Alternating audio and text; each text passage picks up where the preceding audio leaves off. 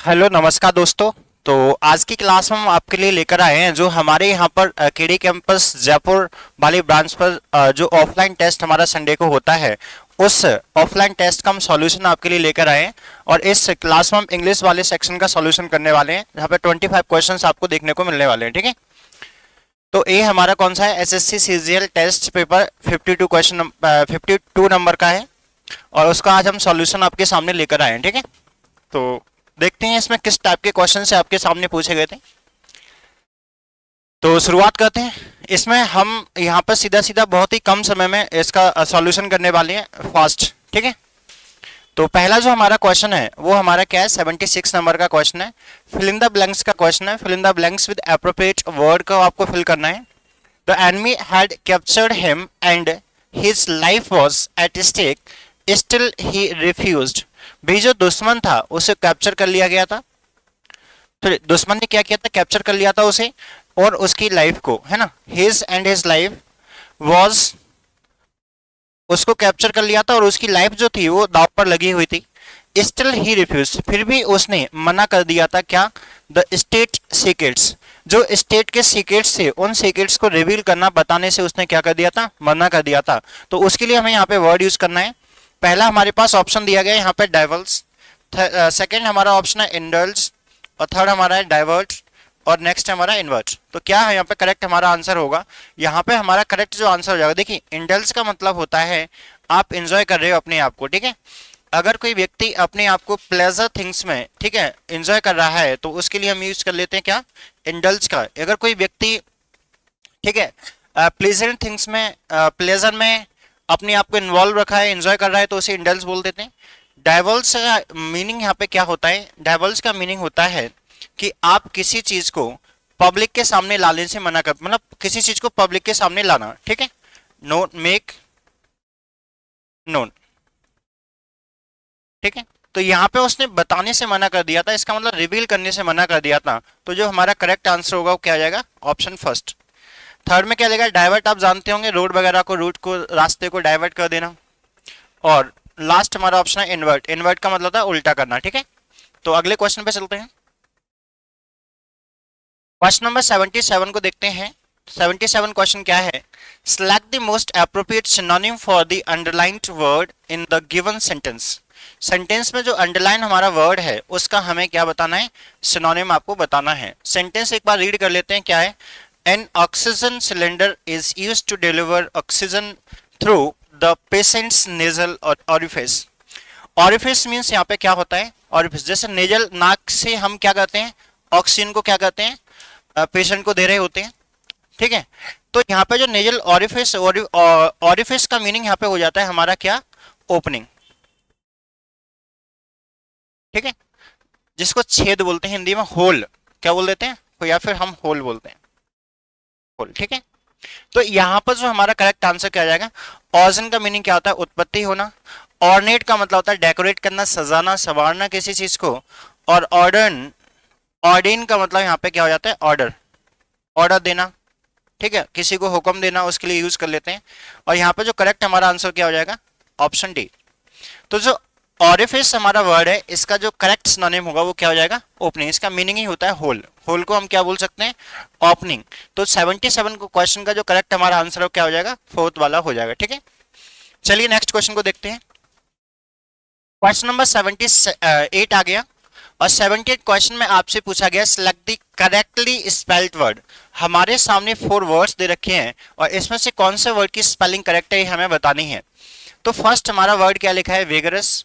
क्या ये स्पेलिंग सही है, वेगरस का मीनिंग जहाँ पे स्पेलिंग होती है वो क्या होती है, GO आता है। तो वेगरस हमारा हो जाएगा, इसकी स्पेलिंग हमारी क्या थी, इनकरेक्ट थी, लेकिन हमें वो वर्ड बताना है जिसकी स्पेलिंग क्या होती है, करेक्ट होती है। ठीक है, सेकंड जो वर्ड है हमारा वो क्या लिखा हुआ है, रगड। क्या होता है, डबल जी आता है, क्या आता है, डबल जी। यहाँ पे सिंगल जी का यूज किया गया तो ये हमारी स्पेलिंग रॉन्ग है, ये भी रॉन्ग है, हमें करेक्ट वाली बतानी है।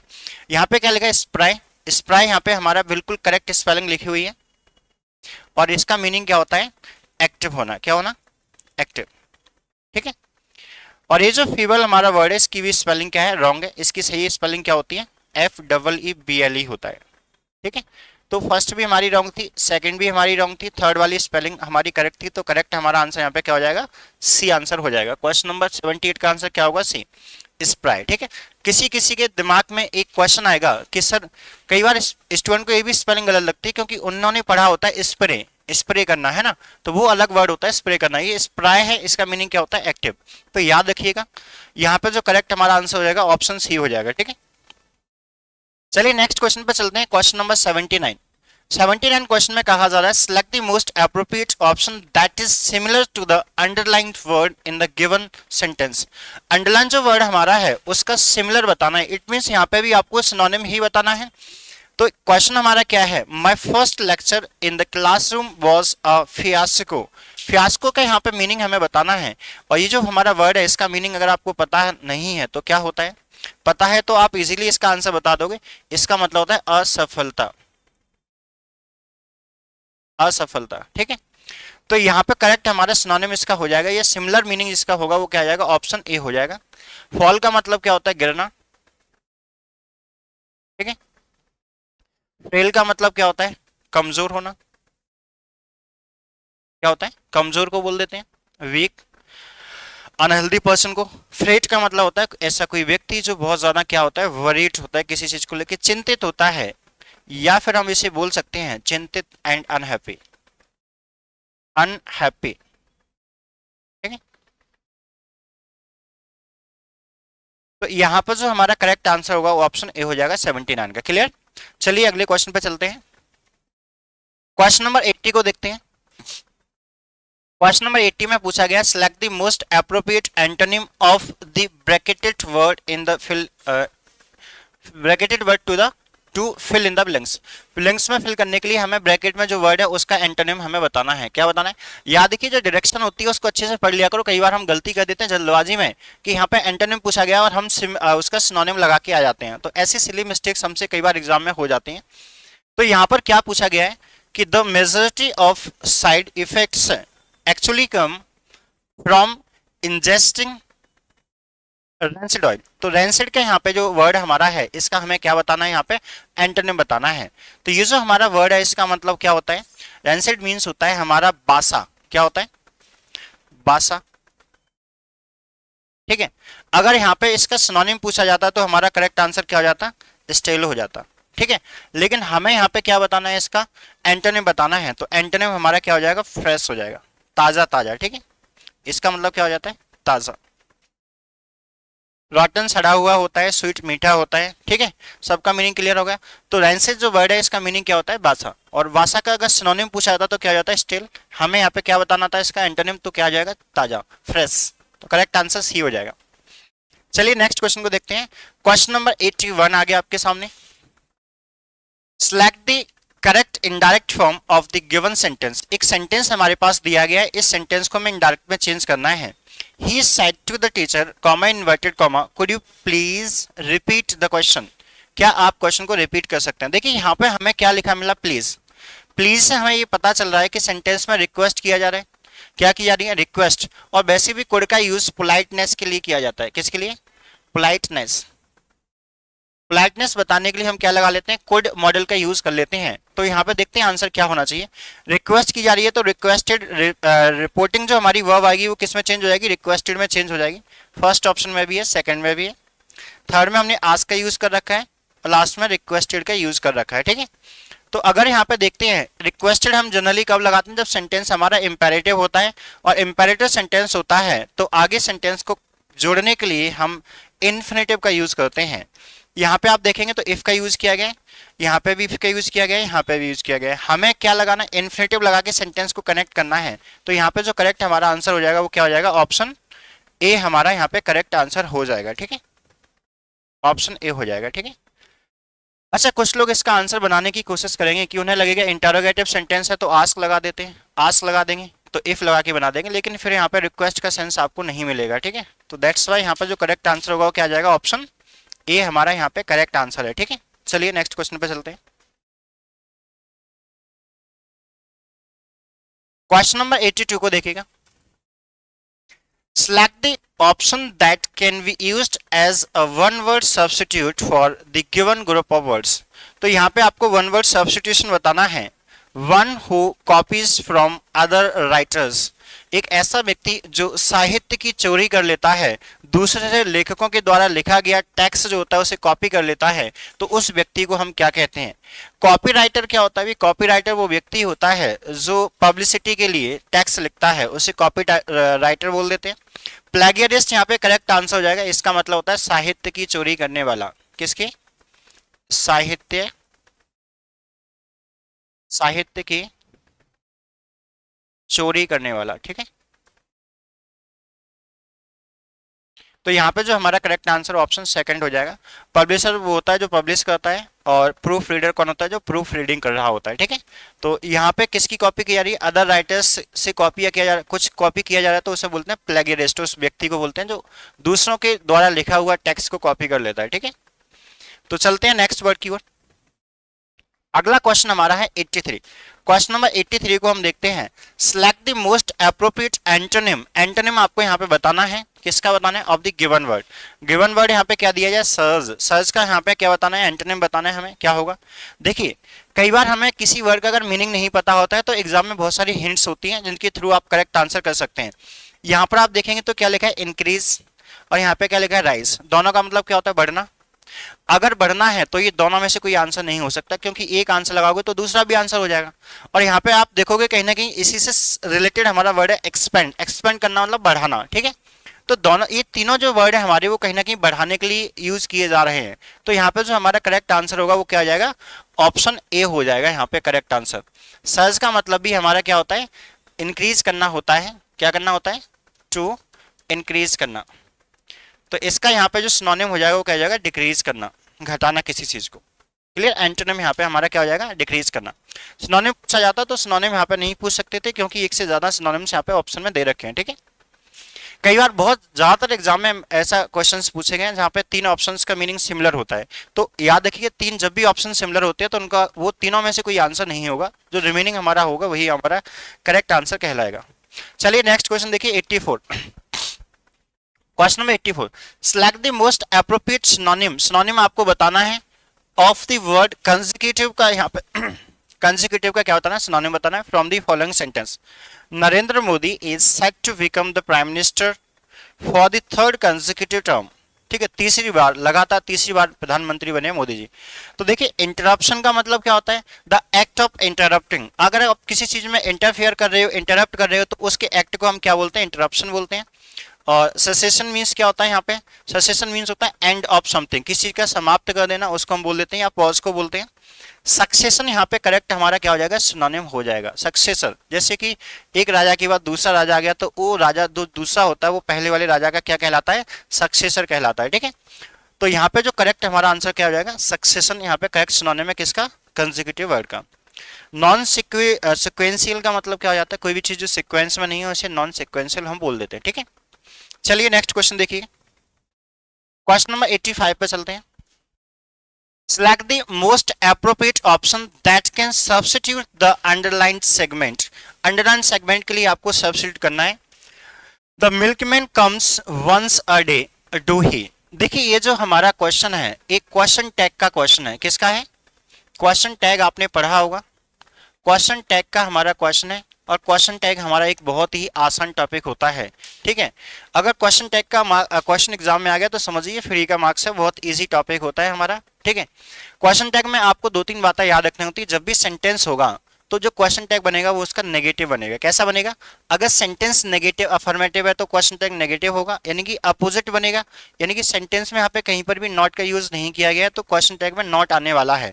नॉट आने वाला है तो जो लिखा है वो हमारा रॉन्ग हो जाएगा। ठीक है, बाकी ऑप्शन हमारा सी नहीं हो सकता क्योंकि यहाँ पे नॉट नहीं लगाया गया। इसके अलावा जब हम क्वेश्चन टैग बना रहे होते हैं, फर्स्ट हमारा कॉन्सेप्ट क्या है कि अफर्मेटिव है तो नेगेटिव बन जाएगा। दूसरा, जो हमारा क्वेश्चन होता है या सेंटेंस होता है उसमें जो टेंस यूज किया जाता है वही हमारा क्वेश्चन टैग में आना चाहिए। सेम टेंस का यूज करना होता है और प्रोनाउन का यूज करना होता है। मिल्क मैन है तो यहाँ पे हमारा क्या आ जाएगा? ही आ जाएगा। ठीक है, प्रेजेंट इंडेफिनिट टेंस है, कम से लिखा हुआ है, और प्रेजेंट इंडेफिनिट में हम क्या लगाते हैं? डू और डज। तो ही हमारा सिंगुलर है तो क्या लगाएंगे? डज। और नेगेटिव बनाएंगे तो क्या हो जाएगा? डजंट। यानी कि यहाँ पे जो करेक्ट हमारा आंसर होगा वो क्या हो जाएगा? ऑप्शन सेकंड हो जाएगा, ठीक है, बी हमारा यहाँ पे करेक्ट आंसर होगा, ठीक है। डोंट आप ही के साथ लगा नहीं सकते, डिड यानी कि पास्ट की यहाँ पे बात नहीं की गई है, ठीक है। आई होप क्लियर हो गया होगा। चलिए नेक्स्ट क्वेश्चन को देखते हैं, question number 86। Select the most appropriate option to fill in the blanks. The sermon of the priest was very short. अब देखिए यहाँ पे बहुत ही इजी क्वेश्चन है। कन्वे हमारी क्या होती है, वर्ब होती है, इसकी कन्वेड सेकंड फॉर्म है, थर्ड फॉर्म भी होती है। कंसिस्टेड यहाँ पे सेकंड फॉर्म या थर्ड फॉर्म का यूज किया गया है, और कन्वेंस एएनसी लगा हुआ है तो हमारा क्या होता है, नाउन होता है। लेकिन आप यहाँ पे देखेंगे हमारा एक कोऑर्डिनेटिंग कंजंक्शन लगा है एंड, एंड से पहले हमारा क्या है, एक एग्जेक्टिव यूज किया गया है शॉर्ट। और कोऑर्डिनेटिंग कंजंक्शंस जो होते हैं वो सेम चीज को कनेक्ट करते हैं, सेम रैंक के स्ट्रक्चर्स को जोड़ रहे होते हैं। अगर एग्जेक्टिव है तो यहाँ पे भी हमें क्या चाहिए, एग्जेक्टिव। यहाँ पे आप देखेंगे तो हमारा जो थर्ड ऑप्शन है सी वाला, वो हमारा क्या है, एक एग्जेक्टिव है। कंसाइज, कंसाइज का मतलब क्या होता है, कोई भी चीज एकदम से शॉर्ट है, क्लियर है, ठीक है। तो शॉर्ट एंड कंसाइज यहाँ पे आंसर हो जाएगा, करेक्ट सी आंसर होगा। बहुत ही इजी क्वेश्चन था हमारा, क्लियर। चला नेक्स्ट क्वेश्चन पे। अगला क्वेश्चन है 87। 87 क्वेश्चन नंबर को पढ़िएगा। The following sentence has been split into four segments. Identify the segment that contains a spelling error. आपको सेंटेंस पढ़ना है और आपको उस पार्ट को फाइंड आउट करना है जिसमें स्पेलिंग की कोई एरर है। You cannot compensate for the wrongdoings you have committed in the past. तो देखिए स्पेलिंग में बात करते हैं तो यहाँ पर कोई स्पेलिंग कंपेंसेट की स्पेलिंग भी ठीक है, फॉर द रॉन्ग डूइंग्स भी स्पेलिंग ठीक है, यू हैव कमिटेड की स्पेलिंग भी सही है, इन द पास्ट मींस इस क्वेश्चन में तो कोई स्पेलिंग की एरर है नहीं है।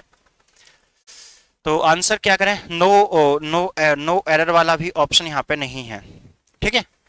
तो फिलहाल हम इस क्वेश्चन को क्या करेंगे, इस क्वेश्चन में कुछ टाइपिंग की एरर है, ठीक है, मिस प्रिंट हो गया है तो इसको छोड़ देते हैं। बाकी ठीक है, ग्रामेटिकल अगर मिस्टेक पूछी जाती तो यहाँ पे है, क्योंकि इन द अगर पास्ट दिया हुआ है तो यहाँ पे जो हमारा टेंस है वो प्रेजेंट परफेक्ट नहीं आता, क्या आता है, पास्ट इंडेफिनिट आता है। अगर ग्रामेटिकल मिस्टेक यहाँ पे पूछी जाती तो हमारा आंसर क्या हो जाता, हमारा आंसर यहाँ पे हैव नहीं आएगा, यानी किस पार्ट में, सी हो जाता। लेकिन यहाँ पे पूछा क्या गया, स्पेलिंग एरर, और स्पेलिंग की कोई एरर है नहीं है, इसका मतलब इसमें क्वेश्चन में कुछ मिस प्रिंट हो गया, टाइपिंग की कुछ एरर है। तो छोड़ते हैं, अगले क्वेश्चन पे चलते हैं। चलिए क्वेश्चन नंबर 88 को बताइएगा। Select the incorrectly spelled word. आपको सामने 4 वर्ड्स दे रखे हैं, आपको इन 4 में से उस वर्ड को फाइंड आउट करना है जिसकी स्पेलिंग इनकरेक्ट है, ठीक है। टेरिफाइंग की स्पेलिंग करेक्ट है क्या, या फ्रॉस्टी की इनकरेक्ट बतानी है, या गेज, या इफोवसेंट, ठीक है। टेरिफाइंग की अगर हम स्पेलिंग की बात करते हैं तो TERR इसमें आता है, क्या आता है, RR, टेरिफाइंग। तो यहाँ पे करेक्ट आंसर हो जाएगा ऑप्शन ए। बाकी स्पेलिंग सही है, इसका मतलब क्या होता है, भयानक होता है। और फ्रॉस्टी मीन्स क्या होता है, वेरी कोल्ड, कोई भी चीज बहुत ज्यादा ठंडी है उसे क्या बोल देते हैं, फ्रॉस्टी। गेज माने क्या होता है, एक मेजर करते हैं, तो आपने देखा होगा बाइक वगैरह में ऑयल को मेजर करने के लिए गेज होता है ना, तो मापने के लिए यूज किया जाता है। एफर्वेसेंट का मतलब क्या होता है, एनर्जेटिक, क्या होता है, एनर्जेटिक। क्लियर सबका मीनिंग। यहाँ पे स्पेलिंग जो इनकरेक्ट थी वो किसकी थी, टेरिफाइंग की, RR का यूज किया जाता है, ठीक है। चलिए नेक्स्ट क्वेश्चन पे चलते हैं। क्वेश्चन नंबर 89 का बताइएगा। 89 का अगर देखते हैं तो select the incorrectly spelled word. अगर हम इनकरेक्टली स्पेल्ड वर्ड को देखते हैं यहाँ पे तो फर्स्ट हमारा वर्ड दिया है एपिटाइट, यही हमारा करेक्ट आंसर हो जाएगा, क्योंकि एपिटाइट जो वर्ड होता है इसमें डबल पी आता है, क्या आता है, डबल पी। एपिटाइट मतलब क्या होता है, भूख बहुत ज्यादा होती है तो उसको बोल देते हैं। रिकंडाइट मीन्स क्या होता है, किसी भी चीज को, कोई भी चीज जो समझने में बहुत मुश्किल होती है, हार्ड टू अंडरस्टैंड होता है, उसको बोल देते हैं something that is hard to understand, difficult to understand, उसे हम बोल देते हैं रिकंडाइट। सैटेलाइट की स्पेलिंग यहाँ पे बिल्कुल सही है, याद रखिएगा, इंपॉर्टेंट स्पेलिंग है एक।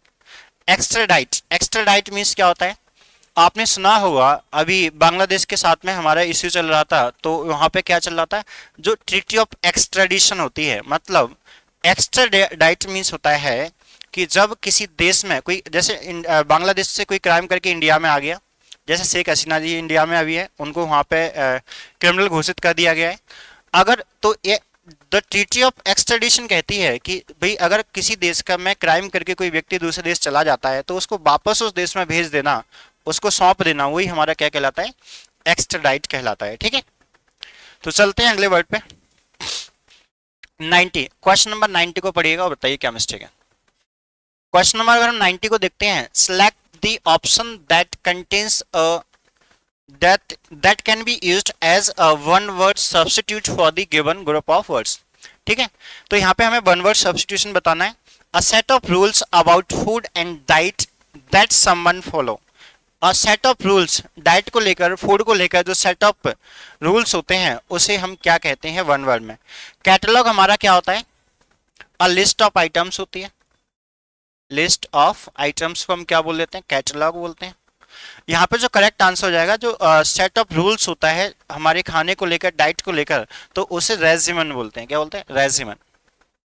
करेक्ट आंसर यहाँ पे क्या हो जाएगा, सेकंड वाला। ठीक है, रेजिमेंट हमारा क्या होता है, ग्रुप ऑफ सोल्जर्स होता है, अ ग्रुप ऑफ सोल्जर्स होता है। ठीक है, रोस्टर हमारा क्या होता है, रोस्टर हमारा शेड्यूल को बोलते हैं। क्या बोलते हैं, शेड्यूल या चार्ट को बोलते हैं,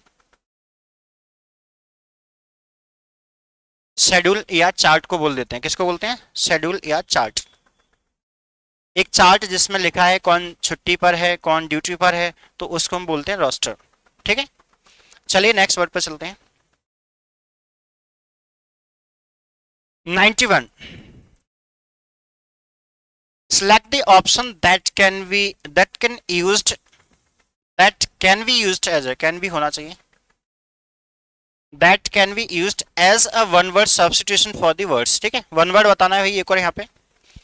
any female animal which feeds its young on milk from their own body। ठीक है, ऐसे एनिमल्स जो मिल्क फीड कराते हैं, फीडिंग कराते हैं, अपने बच्चों को फीडिंग करते हैं, तो उन एनिमल्स को हम क्या कहते हैं। तो पहला हमारा वर्ड है वर्टिब्रेट। वर्टिब्रेट का मीनिंग यहाँ पे होता है ऐसे एनिमल्स जिनमें बैकबोन होती है, रीढ़ की हड्डी पाई जाती है, उन्हें हम क्या बोलते हैं, वर्टिब्रेट। पैरासाइट जो दूसरों पर निर्भर होते हैं, परजीवी होते हैं, खाने के लिए दूसरों पर निर्भर होते हैं, पैरासाइट कहलाते हैं। मैमल यहाँ पे हमारा करेक्ट आंसर हो जाएगा। मैमल मीन्स हमारा क्या होता है, जो स्तनधारी होते हैं, जो मिल्क फीड कराते हैं, उन्हें क्या बोलते हैं, मैमल्स। फौना हमारा क्या होता है, animals of a particular region. क्या होते हैं, animals of a particular region. जो पर्टिकुलर रीजन होता है उसके जो एनिमल्स होते हैं उनको हम क्या बोलते हैं, फौना। और किसी पर्टिकुलर रीजन के प्लांट्स जो होते हैं उन्हें हम क्या कहते हैं, फ्लोरा कहते हैं, याद रखिएगा। ठीक है, चलिए नेक्स्ट वर्ड पे चलते हैं। 92, 92 पे select the most appropriate meaning of the given idiom. यहाँ पे आपको इसका मीनिंग बताना है। एक इडियम हमारा दिया है, स्क्रैप द बैरल। बैरल को स्क्रैप करने का मीनिंग क्या होता है। फर्स्ट ऑप्शन है trying to find something, hiding something, या using all the ways to achieve the desired result, to be forced to use one's last and biggest resource. देखिए scrap, scrap माने होता है खरोंचना। क्या होता है, जैसे कि आप कढ़ाई में कुछ अपने लिए बनाते हैं खाने के लिए और आपने अच्छा अच्छा खा लिया और जो लास्ट में कढ़ाई में लगा रह गया तो वो क्या हो गया कि बिगेस्ट चीज होगी और पुअरेस्ट होगी, बेकार होगी, लेकिन उसको भी आप खरोंच के खा रहे हो। इसका मतलब है scratch, scrap means the barrel. Barrel माने कंटेनर होता है, कंटेनर को आप क्या कर रहे हो, स्क्रैप कर रहे हो, खरोंच रहे हो। इसका मतलब उसमें जो बचा हुआ है क्या है, जो लास्ट चीजें बची हुई है, एंड में जो बची हुई हैं और जो सबसे पुअरेस्ट क्वालिटी की हैं, तो उसको यूज करने के लिए हम यूज करते हैं स्क्रैप द बैरल। तो यहाँ पर जो करेक्ट हमारा आंसर होगा वो ऑप्शन डी हो जाएगा। क्या हो जाएगा, ऑप्शन डी। ठीक है, क्वेश्चन नंबर 93 देखते हैं। Select the correct option to substitute the underline segment in the given sentence. I have completed the homework for 4 hours ago। मैंने 4 घंटे पहले अपना होम, एगो वर्ड आ गया। एगो देखते ही आपको समझ आना है कि पास्ट इंडेफिनिट टेंस का यूज होगा, पास्ट में यूज होने वाला वर्ड है। ठीक है, तो पास्ट इंडेफिनिट टेंस की बात करते हैं तो ना तो हैव आता, ना हैज आता, ना हैड आता। यहाँ पे जो करेक्ट आंसर होगा वो क्या आ जाएगा, ऑप्शन ए हो जाएगा। सेकेंड फॉर्म आएगी आई कंप्लीटेड। क्लियर, चलिए नेक्स्ट क्वेश्चन देखते हैं। क्वेश्चन नंबर 94, 94 में क्या कहा जा रहा है, select the most appropriate synonym बताना है आपको। क्या बताना है, synonym of the underlined word.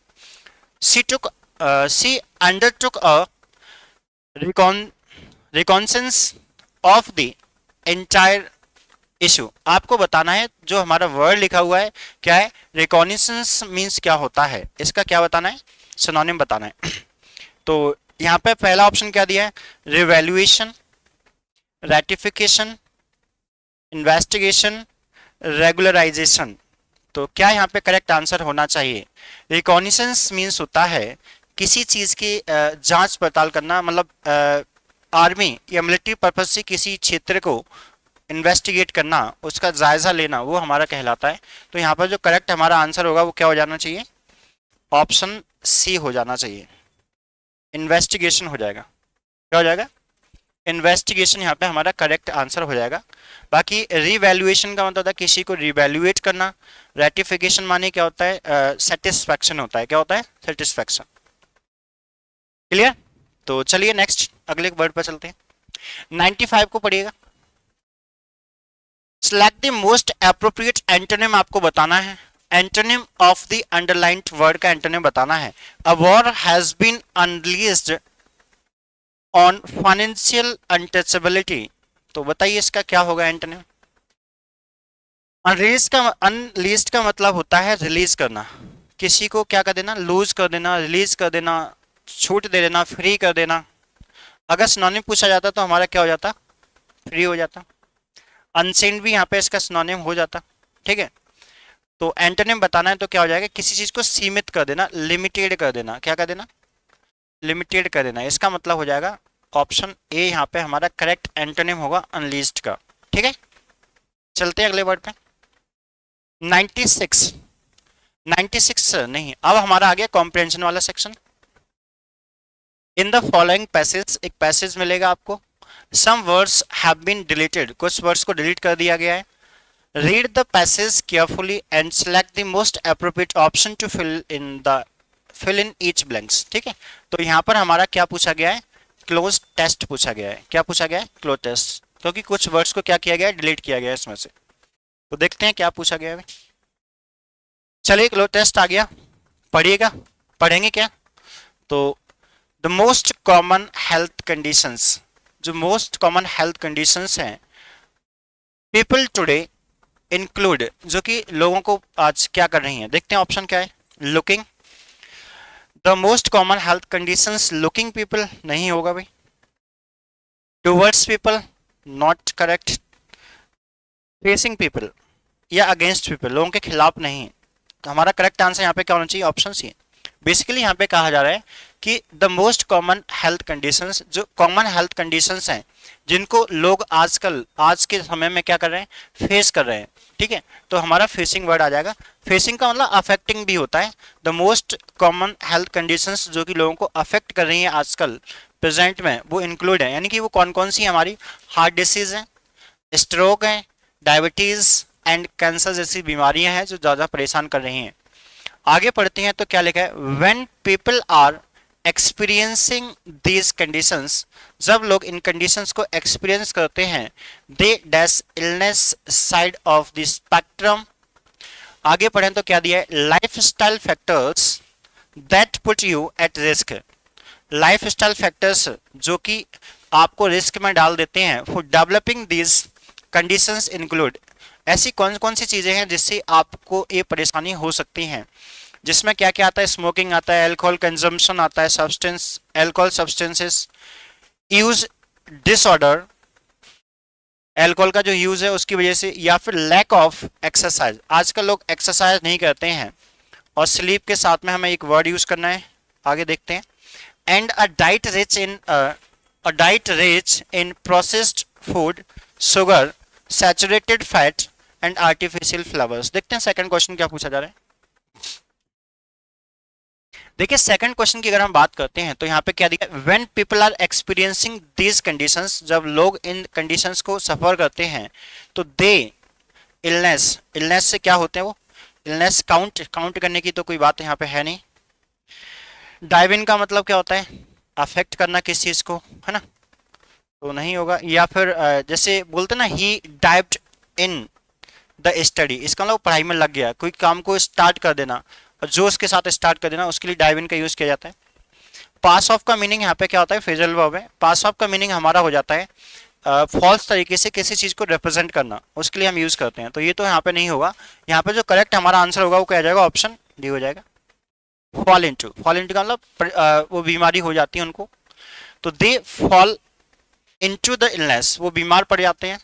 Illness side of the spectrum, lifestyle factors that put you at risk, जो कि आपको परेशानी में डाल देते हैं, वो कौन कौन से फैक्टर्स हैं वो बता दिए गए यहाँ पे। ठीक है, स्मोकिंग वगैरह है, लैक ऑफ एक्सरसाइज है, स्लीप के साथ हमें वर्ड यूज करना है। तो क्या होगा, स्लीप डिजायर, भाई सोने की इच्छा की वजह से बीमार पड़ सकते हो क्या आप, ऐसा तो नहीं है। सोने की इच्छा है तो उससे बीमार आप नहीं पड़ोगे। इम्पॉवरिशमेंट मीन्स ये तो गरीबी से रिलेटेड होता है, पॉवर्टी से रिलेटेड वर्ड हमारा है। पॉवर्टी भी आ गया यहाँ पे, तो दोनों में से तो होगा नहीं अभी, गरीबी की यहाँ पे कोई बात नहीं हो रही है। डेप्रिवेशन का मतलब होता है कि भी नींद की कमी, प्रॉपर नींद ना लेना, तो उसको बोलते हैं स्लीप डेप्रिवेशन। तो यहाँ पे जो करेक्ट हमारा आंसर होगा वो ऑप्शन सी हो जाएगा। क्या हो जाएगा, ऑप्शन सी। प्रॉपर नींद ना ले पाने की वजह से ये बीमारियां हमारे अंदर क्या हो जाती हैं, डेवलप हो जाती हैं। एंड अ डाइट रिच, और आजकल जो लोग खाना खाते हैं उसमें बहुत ही तला हुआ फूड खा रहे हैं, यूज कर रहे हैं, शुगर ज़्यादा ले रहे हैं, तो इसकी वजह से बीमारियां और ज़्यादा बढ़ रही हैं, सैचुरेटेड फैट वगैरह। ठीक है, आर्टिफिशियल फ्लेवर्स। चलिए नेक्स्ट क्वेश्चन पे चलते हैं, फोर्थ वाले पे। फोर ऑप्शन में क्या पूछा गया, स्लीप हो गया, flowers, and weight is another factor. एक वेट है भाई, कैसा वेट है, जो अनदर फैक्टर है, that can put you at risk, जो आपको परेशानी में डाल सकता है। फॉर दिस कंडीशंस, ये जो कंडीशंस हमने डिस्कस की थी, हेल्थ कंडीशंस, ठीक है, उनमें आपका वेट कैसा होना चाहिए भाई, नेगेटिव वर्ड आने वाला है, क्योंकि अच्छा वेट तो नहीं आपको परेशानी में डालेगा। एम्पेरिकल का मतलब क्या होता है, कोई भी चीज जो एक्सपीरियंसेस पे या प्रैक्टिस पे, प्रैक्टिकल बेस्ड थिंग्स होती हैं उनको बोलते हैं एम्पेरिकल। अनहाइजेनिक का मतलब क्या होता है, गंदी चीजें होती हैं, कोई भी डर्टी होती हैं। ठीक है, कंटामिनेटेड का मतलब होता है पॉल्यूटेड, जिसमें बहुत ज्यादा गंदगी होती है। तो एम्पेरिकल वेट भी नहीं बोल सकते, अनहाइजेनिक वेट भी नहीं बोल सकते, कंटामिनेटेड वेट भी नहीं बोल सकते आप। तो यहाँ पे हो जाएगा हमारा अनहेल्दी वेट, जो हेल्दी वेट नहीं है आपका।